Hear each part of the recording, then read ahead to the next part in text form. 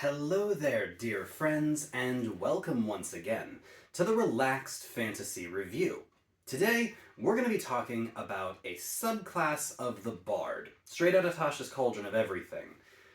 This subclass is, some would say, the best Bard subclass. I say it depends on your playstyle, but the powers that it holds basically take the powers of the Bard, and the Bard is one of the best classes in the game as just a standard class. Decent combat skills, full spellcaster, lots and lots of skills, like, ability score based skills.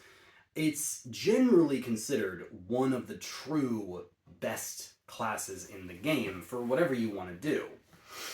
But the Eloquence Bard takes all of the things that make the Bard unique, all the things that make Bards Bards, and turns them up to unbelievable levels. Straight away when you choose the subclass at level 3, you get the Silver Tongue power. This is a very simple power. Whenever you roll a Persuasion or a Deception check, you can treat any d20 roll of 9 or lower as a 10. So, at this level, you have a proficiency bonus of 2, and you probably took expertise in persuasion or deception, because that's a pretty normal thing for bards to do. So, what this means is that with Silver Tongue, you cannot feasibly roll less than a 17 in these skills. Assuming your charisma is your highest stat, it'll probably be 15, 16, or 17 at this point, so you get a +3 there. Your expertise will give you the +4, and then the 10 is the lowest you can roll. So you can't roll below a 17, and this is at level 3. This is in the bottom tier of play. When most pre-written modules say that persuasion and deception checks require DC 12s and 14s, you can't fail. That's outstandingly powerful. This is similar to a different ability that the rogue has, but they don't get that ability until like the 3rd tier of play, and they get it with all of the things they're proficient in. But this is with 2 specific skills the Bard will be using often. This is 10 out of 10 without any question. The other thing you get at this level is Unsettling Words. Unsettling Words gives you another way to use your Bardic Inspiration. It's a debuff power. You, as a bonus action, the same way you'd use your normal Bardic Inspiration, you point at an enemy within 60 feet. And the enemy, you have now a Bardic Inspiration die on them. The next time they have to make a saving throw, they will roll that die, and their saving throw will be reduced by the number on the die. Saving throws are the most crucial rolls to make. It's much worse to fail an ability check or to fail an attack roll than it is to fail a saving throw. There's a lot of abilities that are very save or suck, and bards are renowned for this. Some of their most powerful spells are save or suck abilities, and you now have the power to debuff with a Bardic Inspiration die a saving throw. You can even use it yourself. You bonus action, and then you use your main action to cast the spell. Same turn. Or you can debuff if you know that another spellcaster is about to hit them. All in all, I believe this is the best use of Bardic Inspiration that any bard has, really.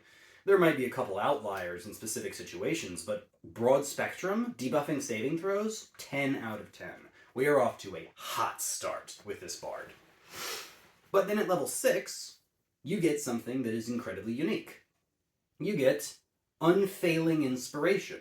Basically, if you give Bardic Inspiration to a creature that is an ally, and they use it to buff an ability check, attack roll, or saving throw, but the Bardic Inspiration doesn't take them from a failure to a success. Because normally you roll Bardic Inspiration when you fail a check, and you try and roll it to make the check a success. If you still fail, the Inspiration die goes away, but not with the Eloquence Bard. Now, if you fail, the die stays with you, meaning that it doesn't get wasted. You don't have to wait for that crucial moment that you have to land a hit or make a saving throw to use the die, because you can't waste it anymore. Now, it doesn't make it more likely that you succeed, but it still makes it much more likely that you're going to use your inspiration die rather than saving it for the crucial moment so you don't waste it at all. This is 9 out of 10, and if it gave some sort of buff to the inspiration die, it'd be 10 out of 10. It's just a little shy, but it's still fantastic.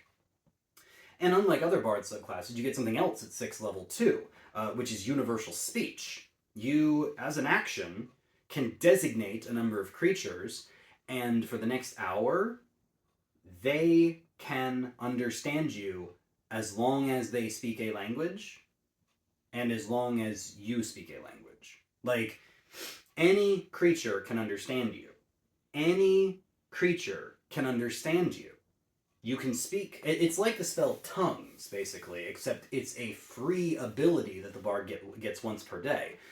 It takes the entire concept of knowing languages out of the window.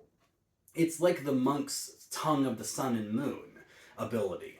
You just don't care what language something speaks. You can talk to it. And that matters in D&D, especially when you're entering the higher tiers of play. You're going into places that have creatures that speak demonic or angelic or fey languages that not everyone's going to know. You might be going up against giants, or you might be going up against Underdark creatures, and, you know, not everyone's going to have this stuff. You might have to go against dragons, and you might not have anyone who speaks Draconic, but guess what? You speak anything. As long as you can designate the creature and use this action, you can talk to them. And as the bard who has this insane persuasion and deception ability, that's going to be even more potent. So this is 10 out of 10 again. The final ability at level 14 is Infectious Inspiration. Infectious Inspiration works like this. Normally, when a creature uses their bardic inspiration die, whether they succeed or fail, it goes away. And then with you, the Eloquence bard, if they use it and they fail, they keep it, and then they can try to use it again until they succeed. This is important because even when they succeed, it goes away until level 14. When a creature uses your inspiration die and succeeds, you, as the bard, can use your reaction to move that inspiration die to a different creature. Which means that you can effectively keep one inspiration die going around the party. Everyone gets to use it. You can do this a number of times equal to your proficiency modifier, or not your proficiency modifier, your charisma modifier. But that's the thing that determined your bardic inspiration die uses anyway. So if you've maxed out your charisma, you have 5. Now you can reaction double up that inspiration die 5 more times, which means you now have 10 uses of bardic inspiration. And all of them have to be successes before they go away, because the failures don't use them up. So you've effectively doubled the amount of help you can give to your party, and the amount of debuffs that you can give to your enemies if you use the dice that way. Like, this doubles down on bardic inspiration in a way no other subclass does. And this is absolutely 10 out of 10. And the College of Eloquence is a 10 out of 10 bard. There's no doubt about it. You're more silver-tongued than any bard, which is saying something, because most bards are known for this. You have better inspiration because you can debuff. Your inspiration works better for your allies because it doesn't get wasted. You can talk to anyone, which makes your super persuasion even better. And you can pass inspiration around more, twice as much, compared to other bards at the high levels of play. This is, from the top to the bottom, an excellent choice. And if the reason you became a bard was for inspiration, for giving people buffs, and for persuasion, deception, and all those charisma-based things the bards are loved for, this is your subclass. It is, in my opinion, the best bard in the entire game. And considering the bard is arguably the best class in the game, this subclass may be the best thing that D&D has to offer. This has been the Relaxed Fantasy Review. If you enjoyed the video, please like and subscribe down below, and keep your eyes peeled for more subclass reviews coming down the line soon. Have a good one, my friends.